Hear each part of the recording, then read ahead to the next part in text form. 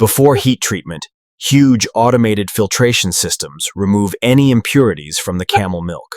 The pasteurization cycle is holding steady at 72 degrees. Pressure levels are nominal across all lines.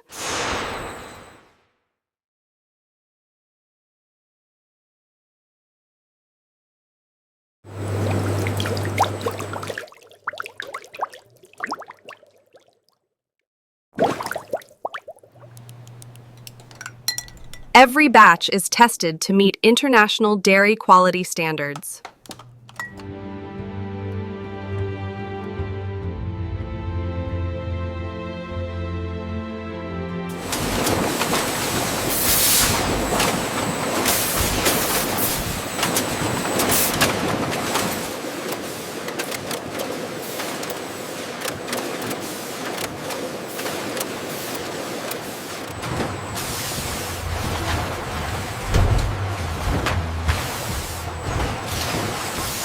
Only approved products move forward for distribution.